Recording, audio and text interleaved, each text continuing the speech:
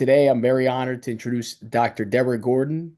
Dr. Deborah did her medical training at the University of California in San Francisco and practices family medicine at Northwest Wellness Center in Ashland, Oregon.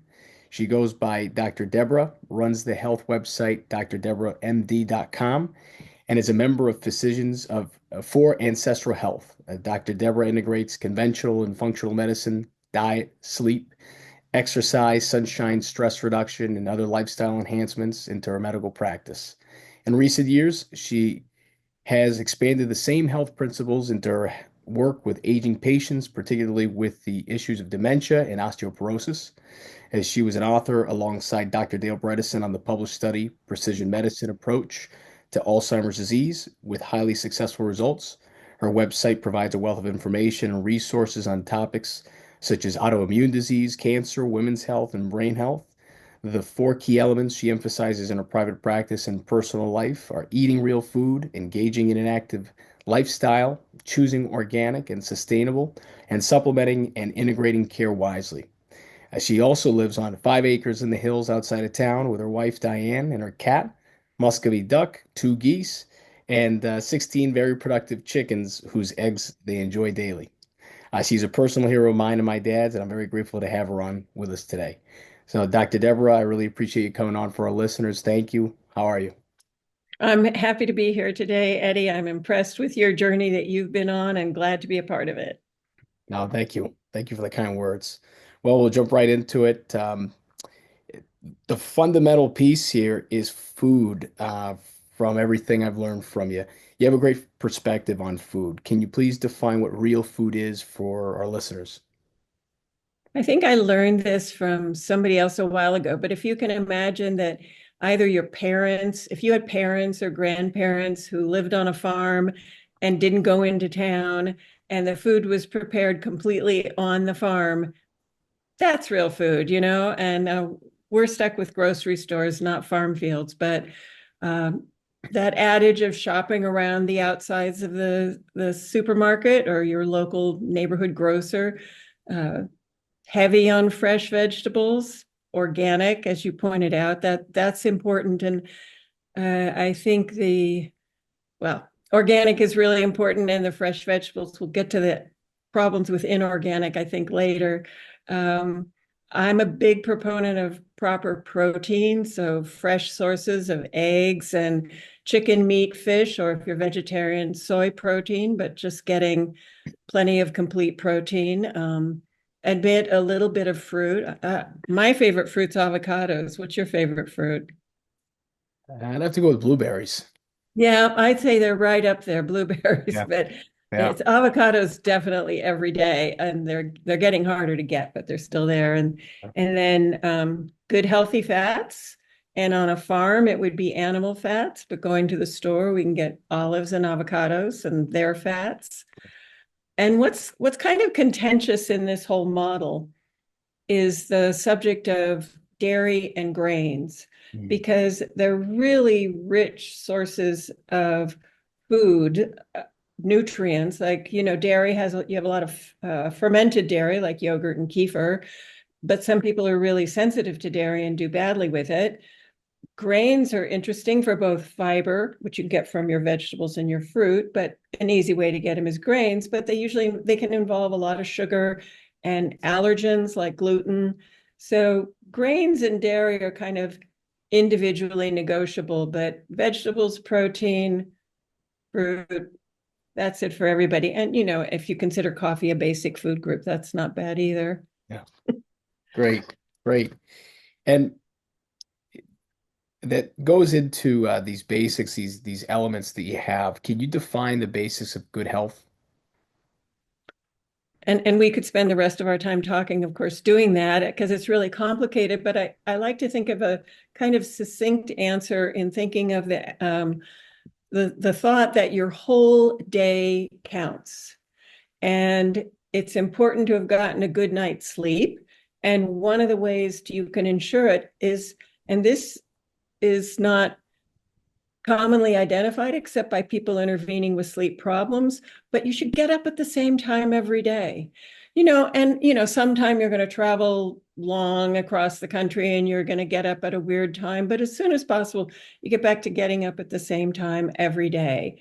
And that is your best move you can take to get a good night's sleep the day before. You eat wisely, the foods that we just talked about, but part of eating wisely is timing it, and loading your food earlier in the day is better, and definitely stopping 3 hours before you go to bed. But, people who say they skip breakfast and then eat from noon to 6, it would be really much better for you in so many ways to eat from 8 to 3. Hmm. Better for your metabolism, better for your brain. You're better able to squeeze in 3 servings of protein. You're younger than I am. You don't need to eat as much protein to absorb the amount you need, but older people need to eat a lot of protein. 3 meals do that better. And then as your day goes on, you have to have different ways to exercise both your body and your brain. So, do you go for a walk? Do you haul firewood? Do you go to the gym? What do? You do something to keep your body active in a way that's enjoyable and reproducible, something you like to do, and it won't turn you off of exercise. And then you have to have downtimes where you relax or get together with friends or meditate or do yoga, something solitary and peace enhancing. So somehow those all fit into a day and you unwind at the end of the day. And ideally, you go to bed when you're tired and sleepy and sleep well through the night. Great. Excellent. Um, Now, how did you come across Dr. Bredesen's work? Oh, one of the high points of my life. So, the town I come where I practice, Ashland, Oregon, is one of the homes of the field called functional medicine. David Jones, a local doctor, and Jeff Bland originated it. And I was fascinated by it and began introducing it into my own practice without it. There was no official training at that point. And frankly, Eddie, I consider that anyone who went to medical school and paid attention to physiology, I kind of called it myself physiological medicine, which is a horrible mouthful. And Dr. Bredesen's replaced that with precision medicine, which is much better. But anyway, I was doing my physiological medicine, already doing more blood tests than most people did and following them more conscientiously. And I went to a conference that Dr. Bredesen held at the Buck Institute. And that was almost 10 years ago. It was about 9 years ago. And I knew at that moment that was like mind blowing, life changing. I immediately started reading, printing up, handing out all his articles, and scratching my head like, why wasn't everybody paying attention to this? Like, he he had good data before it was, clinically relevant and could pass muster in big medical journals of people's lives turning around. And the side effects from it were that they lost weight, got stronger, were happier, slept better. The side effects are great. So 2016, I was mind blown. Yeah. Yeah, it's yeah, my first introduction was reading that that 2014 paper, and I thought, wow, the first thought was, wow, this is amazing. And the second thought, just like you, was, why isn't this standard of care? Why am I not hearing about this more and more? That's absolutely Right. right. Yeah, Why haven't neurologists been measuring homocysteine since 2014? You that's know? right. That's right. That's exactly right. Homocysteine. Yeah. I mean, my our first neurologist visit with my dad, it was B12, TSH, and a basic metabolic panel. And God bless the neurologist, but it's amazing that that's the narrow sliver of data that Yeah. was used at that time. It still really is for most. Um, but yeah, this goes back to standard of care. Why have these past treatment approaches for Alzheimer's failed for so long? It's not uncommon. It's common in medicine that people look for just one solution to a problem. And it's not just Alzheimer's. Before your time, yes, counting back, in the 1950s, President Dwight D. Eisenhower had a heart attack. And we're just developing the ability to measure different kinds of cholesterol, very, very limited, only three kinds. I measure about 10 times net kinds now, but about three kinds of cholesterol. And for a while, they thought this is the whole solution to Alzheimer's disease. I mean, to cardiovascular disease. But within half a dozen years, they figured it out. This model doesn't work. There's so much else going on. Alzheimer's, they got really stuck on amyloid, and there are suspiciously some maybe research fraud events that contributed to it, money to be made from big pharma. But we got totally distracted. So I now think of from Dr. Bredesen as amyloid is a very useful Band-Aid on a wound that your brain has sustained. And if you're really healthy, you'll just get rid of the amyloid yourself, and you may need help with it if you make a lot of it. But it's a Band-Aid, it's not the wound. Yeah. And the wound is so much more complicated to understand how it got there. And they were just hoping. And it would have been great if there was a silver bullet. We'd all love a silver bullet. Yeah. Um, Yeah. but Dr. Bredesen coined the term, it's a silver shotgun.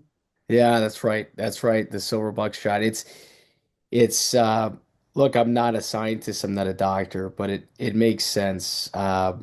It the one I've heard over and over is it seems like um amyloid is more the firefighter than the arsonist, and it looks like we really mistook the firefighter for the arsonist and have spent a lot of money and a lot of years trying to take him off the scene, and it hasn't really yielded the results that the drugs were designed to yield. So, yeah, Yeah, I'm sure you've seen that bar graph that Dr. Bredesen produces where the different Alzheimer's interventions, short of his work, yeah, reduce the decline kind of a little bit. They reduce the decline. And his approach is the only one, and some other doctors doing somewhat similar things, but a comprehensive approach yeah, that's improved people's status, absolutely. not just slowed their rate of decline. Yeah, absolutely, absolutely. Yeah, it seems like the only way forward is that comprehensive as opposed to the monotherapy.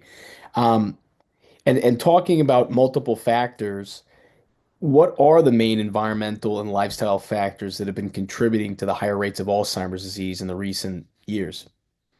Yeah, I think that's a question we're all addressing and looking for more and more answers to because uh, the rates are predicted to, well, it's a bit contentious. Are they going to keep increasing or are they going to slow down a little bit? But at any rate, it's definitely gone up over the last couple decades. And part of it is that people are living longer. They're not dying of heart disease so young. But also our environment has changed. I mean, to think about so many aspects of our modern life, from processed fast foods. Remember when, oh, there was one fast food restaurant in town, and now there's a slew of them. We walk less. So when I was young, we walked to school, we walked to even to take the bus to the city, we walked everywhere. So we just kept ourselves moving a lot more. And if you look at a colleague of mine likes to compare pictures of beachgoers now to Yeah, beachgoers in the 60s. And, everybody in the 60s could have worn a bikini and nobody now should. But additionally, our actual environment around us, even if you do your best to live a healthy lifestyle, we have a lot more air pollution and it's cleaned up from its worst. yeah, But we have new air pollutants by disastrous forest fires that don't have to be anywhere near you, but the particulates can come. yeah, Pesticides, the agricultural industry has never met a pesticide it didn't like. And something that I learned about, I'll have to share it with you. I did a presentation for Physicians for Ancestral Health on mold toxicity, yes, showcasing some of my pet turkeys at the time, because it was first discovered in poultry that you could get mold, they could get mold toxic from their food. But where we're most exposed to mold toxicity is water damaged buildings yeah, hiding behind sheetrock. So yes, when people used to have wood walls or plaster walls, mold couldn't hide behind them. that's right. But now it can totally hide behind sheetrock. Yeah, So yes. that's really, yeah. Yes. a problem. And then, social media, Yeah. all of our modern blessings come with a curse. Um, we've Yeah. lost social contact and we, resort to Twitter and Facebook or Instagram and TikTok, I guess now. Yeah. Yeah. Yeah. Wow. Yeah, that's amazing. Yeah, it's a whole confluence of things. It seems like the last couple of decades, maybe all in the name of perceived convenience with some real drawbacks there that have kind of all coalesced together. And yeah, you're so right on the mold. And man, have we dealt with that? And Oh, I'm sorry you have to do that. Oh, yeah, that's hard. a couple of remediations already. Um, but but yeah, I think the statistic that Dr. Shoemaker I had read was something along the lines of like, and I forget where he pulled the data, but it was like an estimate of 77 or 78% of all uh, residential and commercial buildings in the U.S. have had water damage somewhere at some point in time. So there's mold somewhere behind sheetrock. Um, and now, the way with construction being so airtight and HVAC systems becoming ubiquitous and more moisture hiding behind places, it's definitely a factor that I think is silently affecting more people than we give credit to. So, I would agree. When I first heard from a Dr. Bredesen production that mold could be part of it and how complicated it was to address it, I just thought, I'm just not going to deal with mold. I'm going to deal with all this other nutritional stuff. yeah, And a man led his wife into my office and he said, she runs an office in Medford. She hasn't been able to go to work for months. He was fine. It's important to remember that probably only about 25% of us are really vulnerable to the mold that's in our home, and about 75% of us are resilient. yeah, And I just, her plight twisted my arm, and I did a little bit of work with mold with her. And her husband found the mold in the house, even though they'd supposedly had it remediated. He found it in the garage yeah, behind some sheetrock in the garage that someone had put up. And when I tried to get her to come back in for a follow-up, because she said she was better, she said, I can't, I'm busy. My business is so backed up from when I couldn't work. yeah, And it's very rewarding. And she was lucky that her husband, not formal remediation, was able to fix it. And he didn't sustain any mold toxicity. yeah, So we have different genetics, different internal resources, different burdens from where we've lived before. yeah, yeah, absolutely. Wow, that's great, great story. Can you tell us a little bit about your the clinical trial in 2022, that paper that you published with Dr. Bredesen? Yeah, I feel so privileged to have been invited to join that trial. So we were three clinical physicians. Dr. Bredesen was our medical consultant. And among us, we saw 25 patients with some degree of cognitive impairment, mild cognitive impairment measured in cognitive testing and brain atrophy seen on their MRIs. And we do, just as your neurologist, well-meaning, did a drive-by kind of blood test assessment of your father, so does the typical MRI reading do a drive-by assessment. And we did very particular MRIs where we didn't, software did, measured each individual little compartment of the brain. So I've had patients who had marked atrophy in a lot of places, but it was so widespread they didn't really see it on the MRI. Anyway, we worked up all these people, found out what their weak spots were. I had two patients who had two copies of the ApoE4, and we had to address all the ApoE4 issues. I had one patient who was ApoE3, but he had significant sugar toxicity. And we only had 9 months set up to work with each patient. And at the end of 9 months, we tested them again, and 22 out of the 25 improved on both cognitive testing and brain size as measured on their MRIs.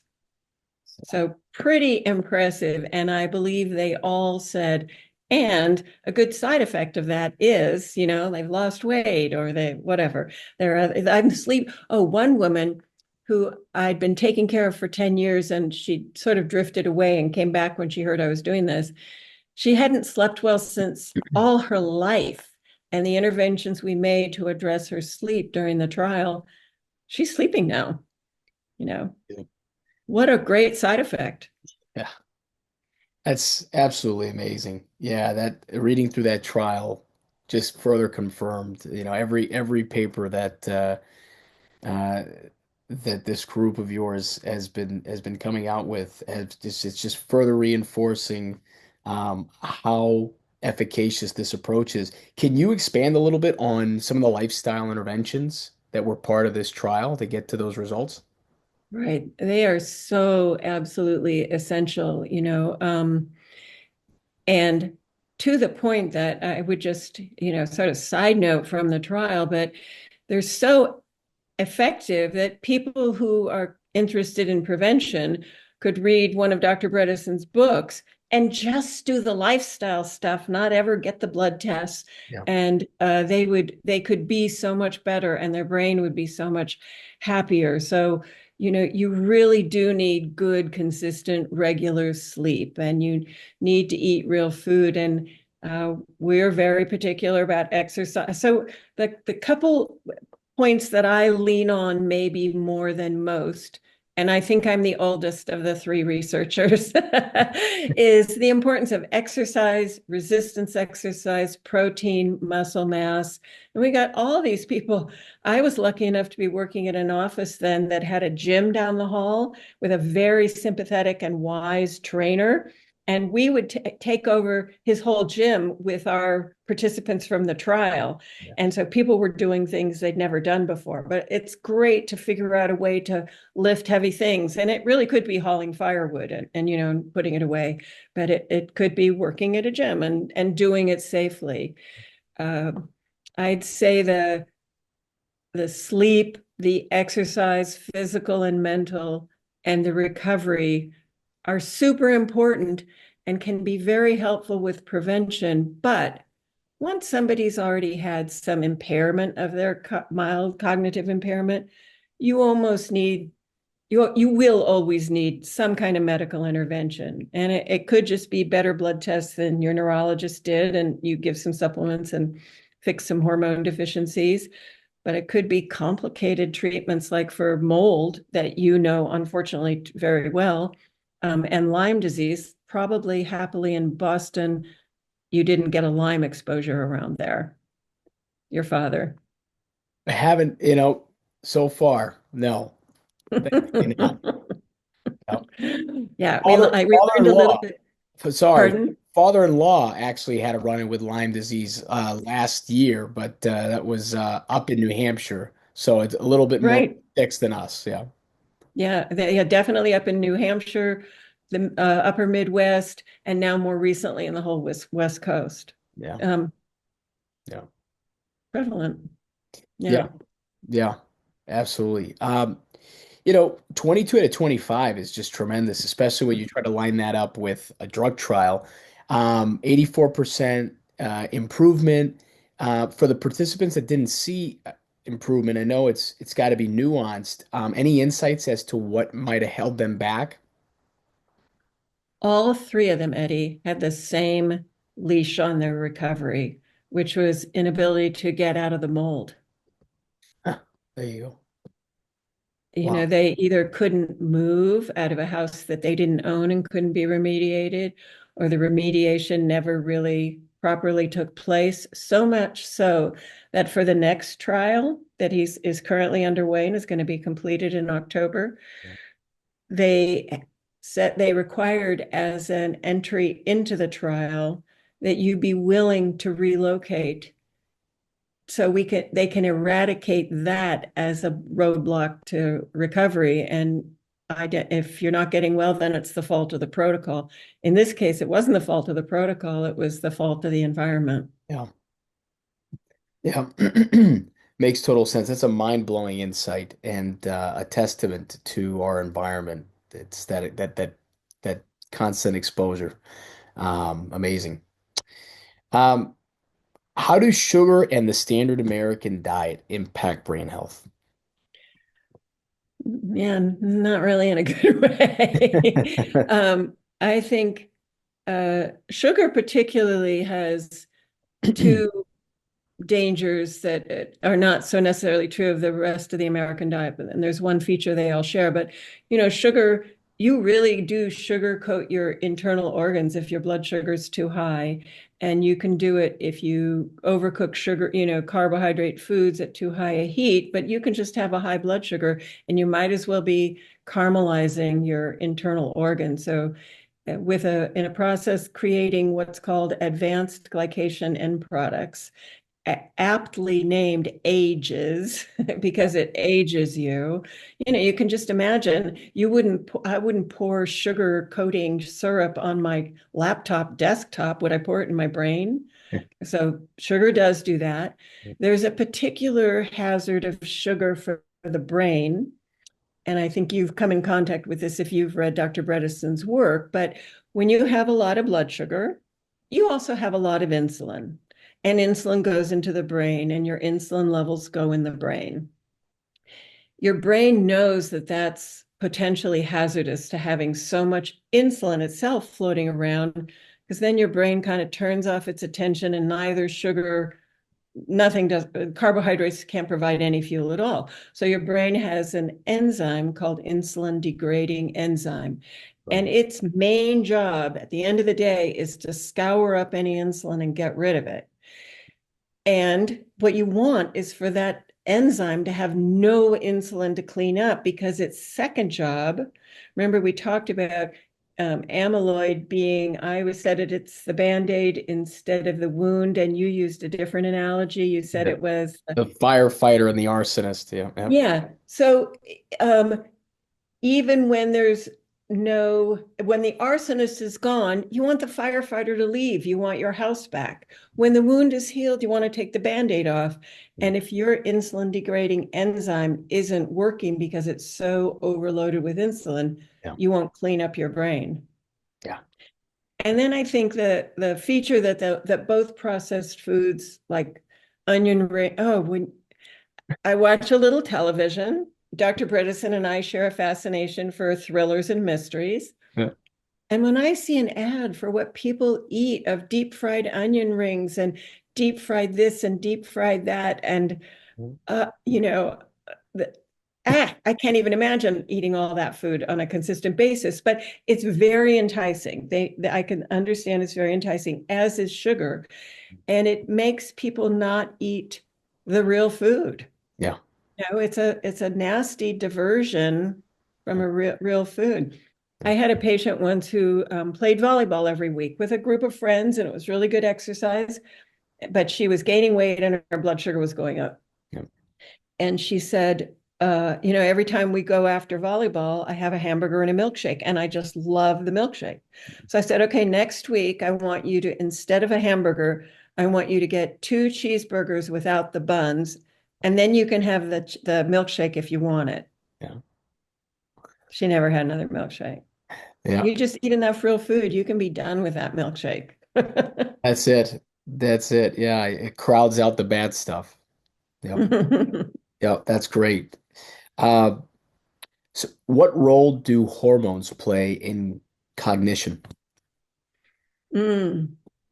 There's so many things that are actually hormones that we don't really consider hormones. Like, well, insulin is a hormone that we just talked about, and you want enough, but not too much.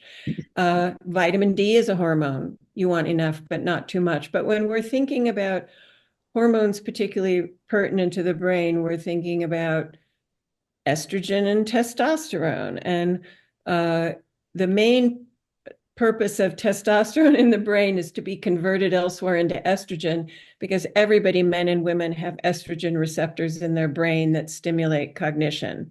Testosterone helps your body rebuild new brain cells. So they're both very useful in the brain. A hormone that I hadn't heard of since medical school, when I started working with Dr. Bredesen, is the hormone pregnenolone.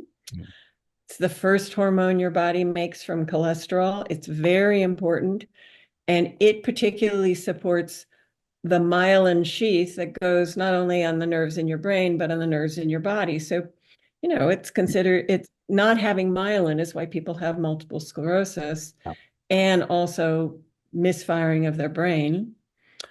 The other one thing that's really important that about DHEA and testosterone, in addition to supporting the estrogen production from the transformation of testosterone, they boost energy, so you can do stuff, so you can go lift weights, so you can pay attention to what the protocol is, and they boost muscle production.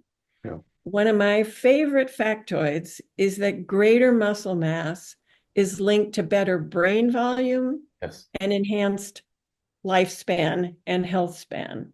Yeah. Um, so Yeah. you're putting yourself at risk for so many things if you don't have adequate muscle mass, which I just have to sneak in, and I'm going to probably do it 2 or 3 more times here. If I had to pick one brain supplement for people, it has to do with brain rebuilding, muscle mass, balance, exercise. If you could have a supplement that helped you build all those things, help you recover if you didn't sleep well, reduce your risk of falling. Yeah. There's only one supplement that does all that, and we learn something new about it every day, which is creatine monohydrate. Yeah. Yeah. So I'm a big fan of creatine. Yeah. Yeah.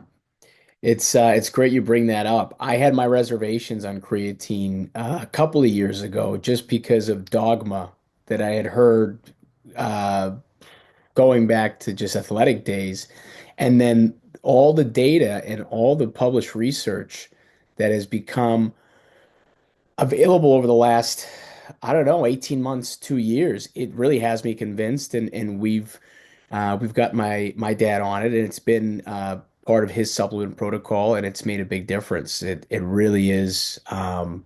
It's amazing, and it's natural, right? I mean, we produce it Yeah, ourselves. Yeah. yeah. I think you have to work with a physician if it's important to know that it can make it look like you have kidney failure, but so can lifting heavy weights, because it comes from our muscles, and if it's active in your circulation, when you get a lab test the next day, your doctor will say, as mine said to me about 10, 15 years ago, you have advanced kidney disease. Yeah. And I knew I just had lifted weights the afternoon before. And when I went back in, and that it was even before creatine, and I had perfect kidney function, but it'll make your creatinine go up in your blood test. And we don't need more than 5 grams, maybe 10 grams a day. Yeah. And bodybuilders used a lot more. So I can't speak to super fantastic doses of creatine, but 5 to 10 grams, muscles, bones, brain, what's not to love about it? Yeah, yeah, I'm with you 100% on that, and I definitely invite our listeners to look more into that um, and do some research because I think it's something that has gotten more airtime lately because it deserves it. There's definitely a lot Mhm. there. Yeah, definitely. Mhm. Um, what are some of the common nutrient deficiencies you tend to see consistently in your patients? Mm. Uh, Besides protein, which the older Right. people don't eat enough of, Yeah. I'd say proper B vitamins. Um, your father could have had at that test a medium B12 level and seemingly great, adequate. And it can be adequate, but you have to test B12 function, for instance. So, and that's true for all the B vitamins. You have to test what they're supposed to be doing. And, that easy test would be homocysteine, but there's some other tests too. Yeah. And you have to know what kind of B vitamins you need, which is where genetics kind of comes into it. Besides the ApoE4, there's half a dozen genes that influence what kind of B vitamins you need and what you might take to facilitate their effectiveness. So, one of the nutrients that people often overlook, that is another one of my favorites, and because you said that, shared the little bio about my home life, the nutrient choline Yeah. is often deficient. And there are two dietary sources: liver, which everyone's stopped eating.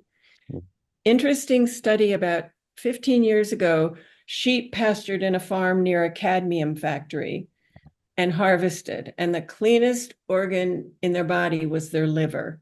Yeah. It's not a sieve, it's a really smart Yeah. assembly line that gets that cadmium out of there. So people stopped eating liver, but liver and egg yolks, and everybody stopped eating egg yolks because they thought they'd get high cholesterol. Yeah. So choline's deficient, and I'd say the fat soluble vitamins, so the omega-3s, the vitamin A Yeah. and vitamin D, and then a little known amino acid called glycine. Hmm. So if you know the work of Chris Masterjohn, a really interesting nutritionist, Yeah. and his estimate is that we're all 3 to 10,000 milligrams a day deficient in glycine. Yeah. And it can help you sleep. It can help your soft tissue be healthier. And you kind of have to take it or drink a heck of a lot of bone broth. Yeah. So Yeah. I think most people end up taking it. And, somebody could surprise you and be deficient in, we try and cast a broad net. So I do an annual test of most people that tests all their vitamin adequacy. Yeah. What are they most low in, and what kind of level of replacement do they need? Yeah. No, that's great. Yeah. Yeah, yeah, Chris is great. Yeah, he's got great stuff, and yeah, he's got that it makes total sense, that ratio of methionine to glycine that's been off for many of us for years. Um Mhm. and yeah, I mean, everything you're describing, all of these deficiencies, it just seems to come down to, because one way to frame it is to think, oh, I've got to supplement with all these things, and how am I going to get all of this and that and the B12? But it kind of comes down to, wait a minute. The other frame is, we've kind of gotten away from our ancestral eating patterns from thousands of years. Maybe we just go back to eating the way maybe our grandparents ate, and we can cover all those bases. Right. I'm going to share with you a couple of links that I hadn't done before about creatine, and also, this choline that I like so much. I have like 5 recipes on Dr. Deborah MD Yeah. about different ways to make chicken liver, Yes. which is not only a great source of choline, but it's the Yeah. most bioavailable food source of iron. Yes. Yes. Absolutely. Yeah, we've worked in some chicken liver into this house, and I tell you, we need those recipes of yours, because it was like pulling teeth at first.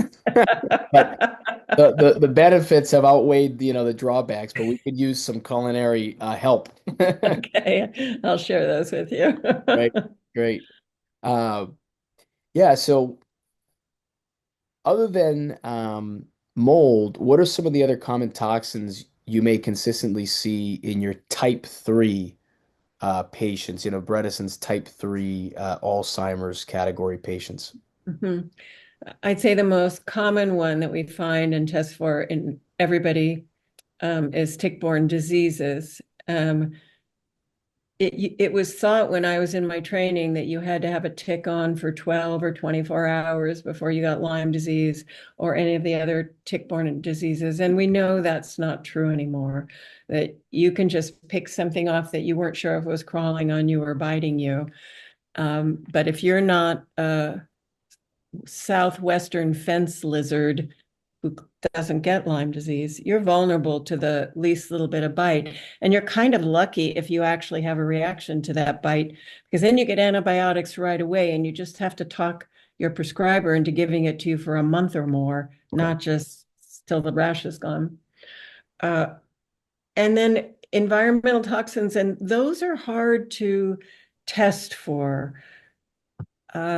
I have the we want to test for glyphosate. That's the most common and the most insidious pesticide. And I also try to be sensitive for my patients. I'm in a not very affluent area, not very affluent patient population. If it can't be tested by Medicare, then what I do, one of the tests that is covered by Medicare, and as most of my patients are Medicare age, and they pay for the tests, if not for me, is to test your toxin load or your antioxidant capacity. So testing 8-hydroxydeguanosine and lipid peroxides. If those are depleted, I don't have to know what depleted it to tell you to take saunas, Yep. take glutathione, a powerful antioxidant, and buy organic food. Yeah. One of the toxins, so in our area, has been forest fires. We having a lot of smoke, and this is a mountain surrounded valley, and 30,000 cars a day drive down I-5. Almost everybody has gasoline in their urine tests that I do for toxins. Yeah. And then just modern world, and this may be even more in cities than in this mountain, this valley, is testing for plastic residues, Yeah. microplastics. Yeah. So I'd say those all add up. And everybody has an individual variability. So if somebody has, oh, you have some gasoline runoff in your urine, that metabolisms of MTBE, but you have really great glutathione and really great no evidence of antioxidant depletion. You're looking great. Wow, that's great. You should still try not to pump your own gas. But people sustain those assaults differently. And the initial treatment for all of them is basically the same. Choose organic, keep flushing out your system, urine and bowels, keep everything moving, sweat, Yeah. and supplement with the antioxidants you need. Yeah. Yeah. Yeah. Great. Yeah. It's amazing the amount of different environmental toxins that we're all exposed to now. And um, to emphasize glyphosate because it's something that we're not commonly testing. Um, what convinced me, and it was a little challenging because it is an investment, but we were doing all these parts of the protocol. This is a three generation home, right? So Mm. we've got my parents and we've got me and my wife and we've got our kids. And my dad was really the one on organic. But we all had to go because, long story short, I test both him and my 3-year-old son. And That's brilliant. he's well, we didn't want to do it that way, but my son started having some challenges, so we started testing, and lo and behold, my dad's over the 50th percentile in glyphosate. My 3-year-old son was over 97th percentile in glyphosate. I couldn't believe it. So we said, okay, we're gonna hammer down on this organic. And Oh, within a couple of months, the issues he had were gone. So it's just a testament to if we tested everybody for glyphosate, I mean, how many of us would light that up and how much it's wow. actually playing a role into exacerbating some of the other issues that we have. It's amazing. We had Dr. That's Stephanie Shanna. jaw dropping. That is jaw dropping. He's three. I mean, this is a supposedly water soluble toxin, right? But anyways, so yeah, That is illegal in Europe. right. Exactly. Hopefully we're moving in that direction here. Yeah, but we just have to have that more organic consciousness because something will replace it. You're right. You're right. I mean, they already have derivatives, and you're right. We need to make organic more accessible for everyone else, and we have to make that choice in that direction. You're 100% right. Um, so chronic infections, toxins, ApoE4. Can you speak to why this is called the Alzheimer's gene? Yeah, it's an interesting gene that interacts with hundreds of other genes for good or ill. And the thing to remember about ApoE4 is it's fairly readily identifiable. You don't have to do the $1,200 genetic panel. You can get a lab test done. And especially if you have a family member with Alzheimer's, you should get it tested. And it can be, I have even patients with 2 copies of ApoE4 and they're doing okay. But ApoE4 has some known complicitors, other genes that really influence its nefarious performance. And the one that does it at most readily and is most easily seen is having 2 copies of ApoE4.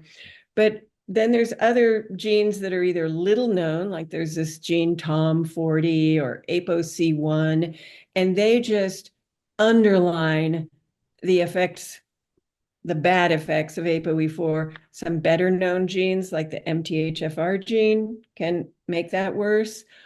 But there's been a lot of recent attention. So the important thing about genes is they have tentacles out everywhere. They're working everywhere.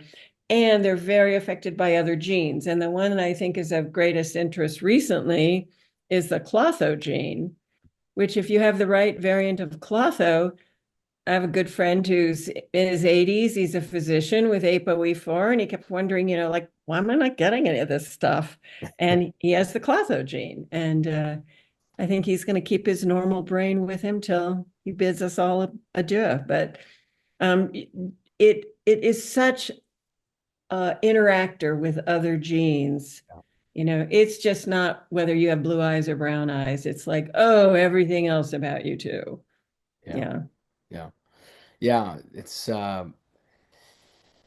so we've got a good amount of ApoE4s running around in my family and my wife's family. And we've heard it be called the Alzheimer's gene, the fragility gene. It just seems to be the gene that is probably the most mismatched with this modern soup of environmental toxins and toxins in our food and getting off of ancestral living, probably, right? Mm-hmm. And as Dr. Bredesen points out, I know you've probably already read his new book, The Ageless Brain, which is very good. He underscores this principle of the ApoE4 was designed to have us have a really, really healthy youth.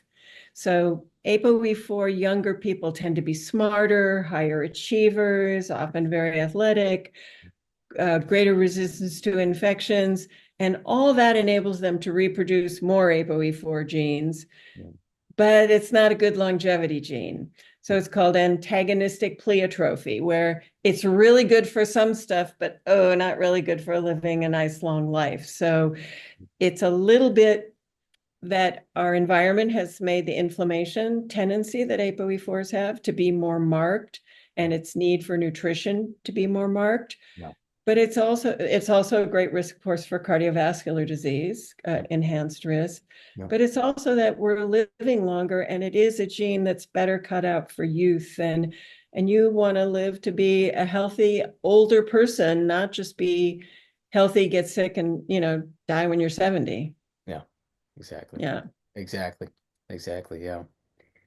How important are ketones to cognitive health?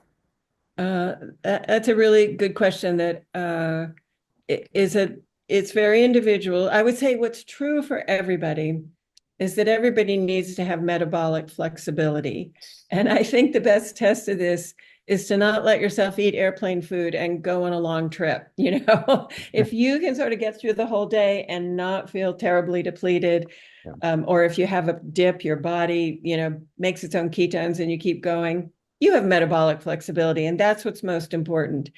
And I've definitely had patients who blood sugar handling was not their issue. It was their estrogen deficiency or their thyroid deficiency that was their main issue. And then I don't press the importance of them making ketones quite as much, but ketones in and of themselves, number one, are a great fuel for the brain. So you can wake up parts of your brain.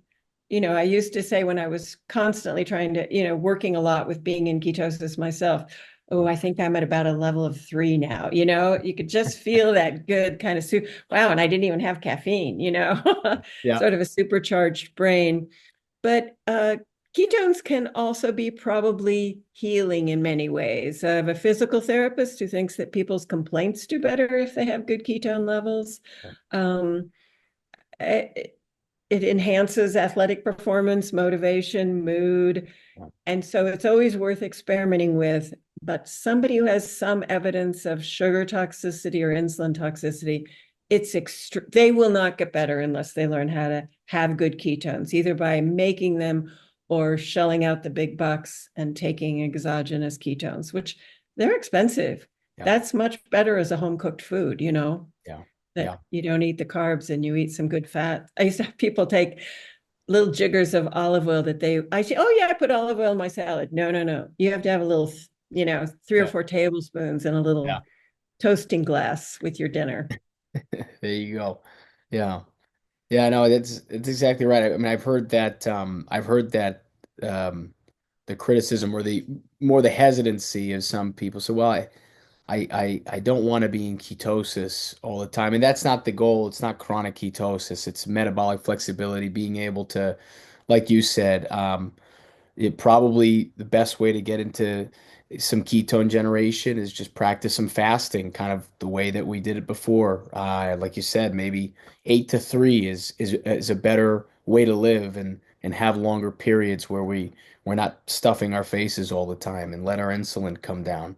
So yeah, that's powerful. Reduces your cancer risk, your dementia risk. Yeah. Yes, yes, yes, autophagy, yes.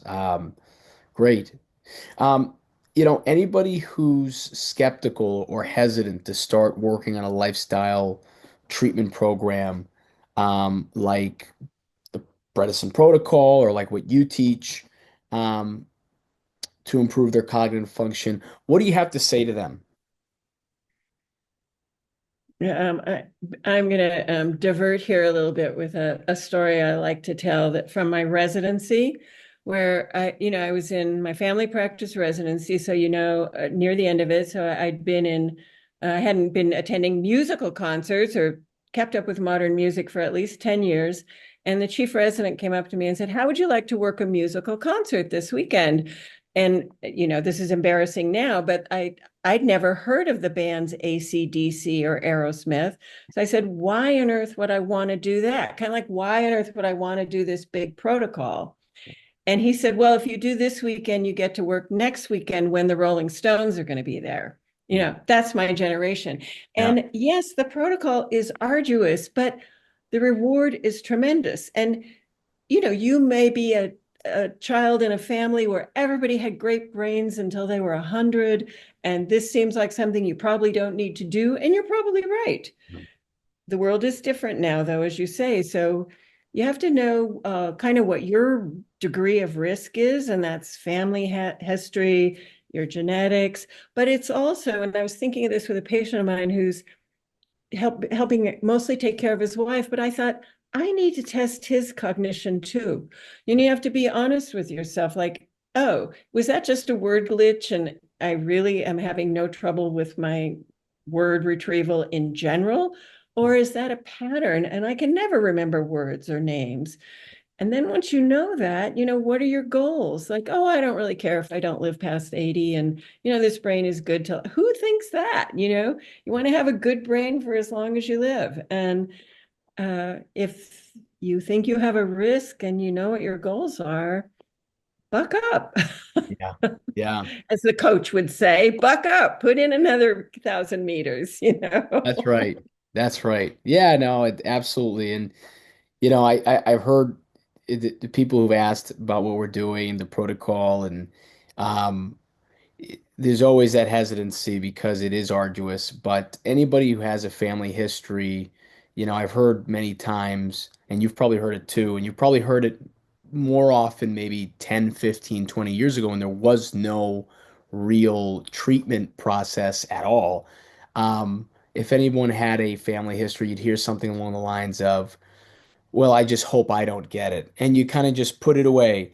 But, if someone were to come and say, what if there was something that could have up to 84% efficacy rate and it could, maybe it's not 100% chance, but it could minimize your risk by that or more, why not start implementing just one part of the protocol, one step a week, one step a month? And for many of us who have runway, who are really in the prevention stage and have a family history, why not just learn just, one step of the protocol a week or a month, and implement it over a period of time? Because like you said, almost it's zero risk, it's all upside, and the side effects seem pretty good.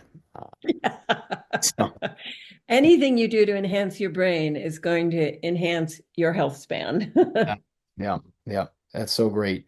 Um, what's the one thing that you could suggest to the listener here? What's one step they could take to improve their cognitive and brain health after finishing this interview? You mean besides starting creatine monohydrate? Besides, yeah, that's right. Besides starting creatine. I think I think it's a taking that look in the mirror and being honest with yourself. Either am I really moving towards my goals, or what's my biggest issue now and what am I going to do about it? Yep. Yeah, before I can do this protocol, I really have to deal with, uh, my addiction to, uh, it could be game shows, it could be games. I'm personally taking a month off spelling bee. Now, I think spelling bee is good for my brain, but I think my compulsion to do it every morning, maybe not so good. Yeah. Okay, this is a big step. I'll let you know on April 30th if I made it. Nice. But what's your biggest challenge Yeah. for your health and happiness right now that's consistent with having a better brain later on? And the answer for each person, just like the protocol for each person, is going to be slightly different. Yeah. Yeah. Great. Great. So you heard it. It's creatine, folks. It's creatine. And then I'm going to everything leave you. else. And then I'm going everything to else. give you links to an article, to my podcast about it, and Yep. recipes for chicken livers. That's right. That's right. All right. Last one, a couple of last things. What's currently exciting you in your work today? I think I've mentioned it several times already, is the exploration of enhancing health span. Yeah.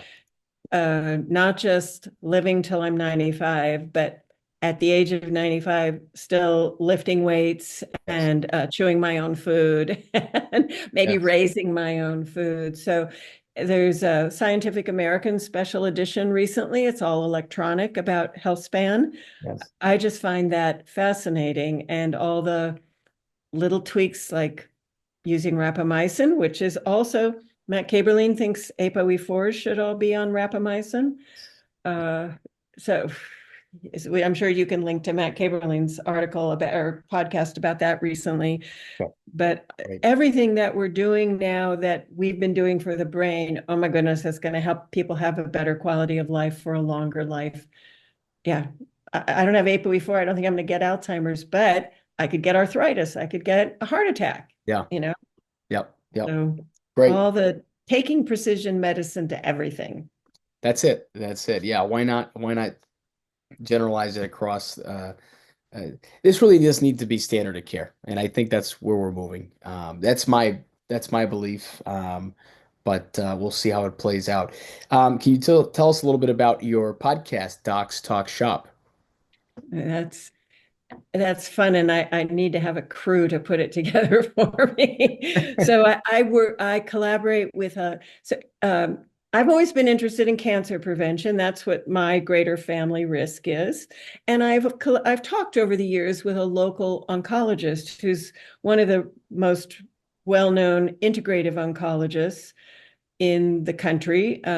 She's got an open mind about diet and lifestyle stuff, and if it's been known to be helpful, she always investigates that. And she was fascinated by Bredesen's work when she saw me start going over the deep end into it, about it. So she suggested a while ago that we have a podcast. So it's called Docs Talk Shop, and about half the episodes we chat among ourselves about a topic like creatine. That was my idea. And about half the time we have guests, which could be nationally known guests, or we have a local exercise expert that we've had on a couple times. And it's fun and it's very erratic, but we do have a couple dozen good episodes up there for people's enjoyment if they want to check it out. Yeah, yeah, very informational. I strongly encourage everyone check it out. It's a lot of great insights and just things we can take into every day and implement pretty easily. So, um, And some special stuff about cancer. One of the things that's come up with me with my patients several times, which is something I learned from Dr. Dawn Lamont, that's her name, yeah, recently, is the importance of knowing that cancer is you don't beat out cancer, you figure out a way to make peace with it and have it not impair your life quality or life Mm. length. And particularly prostate cancer, where Yes. they can do a blood test and measure, you're clean, you're clean. Oh, it's coming back. Let's give you a little treatment. Oh, Yeah. you're clean. You're good to go for another year. Yeah. Cancer's not the enemy. It's here with us, and we want to figure out the way to have our best life around it. ApoE4 is not the best friend to have on a lifelong journey, but you can make peace with it Yes. and enhance your life and health and That's brain even with it. Yeah. wow, that's powerful. Yeah. An adaptation. Wow. That's great. Where can people find you and your resources? I think I am on a bunch of social media, but oh, at Dr. If somebody searches Dr. Deborah MD, it's going to come up everywhere. My practice, my website, my Twitter account, my Blue Sky account, you know, Yep. the they can find them there. And please We'll link them all listen up. to our podcast and let us know if there's something you want to hear on it that somebody we haven't talked to yet. Absolutely. Absolutely. Yeah. Well, we'll link all your resources, all your socials, your website. I strongly encourage everybody to check um, the podcast out. Your website is such a huge wealth of information. A lot of great recipes on there. A lot of great. I think you've done such a great job of simplifying this not so much. I wouldn't call it functional medicine from my perspective, not being a doctor or scientist, from a layperson, it's like just the way to live, right? A way to live a healthy life. And like what you're working on, have a robust health span. So I think you've simplified that so well, and it's just something that's so helpful for anyone who hops on there. So yeah, we'll link all that here. And look, Dr. Deborah, thank you so much for your time and for sharing all of this helpful information. Thank you for everything you've been doing, everything you're doing now, and everything you're continuing to work on. Very grateful for your contributions on what Dr. Bredesen's been working on, but just what you teach in general. It's something it's so needed in this world of modern. Processed food and chemicals. We really do need to get back to a healthy, active lifestyle, organic and ancestral living. So thank you so much, and looking forward to connecting down the road. Yeah, I look forward to that too. Thank you so much for having me, and really thank you for all you're doing. It's important to get the word out there and from a lot of different sources, and you're a big one. Yeah, thank you so much. Thank you.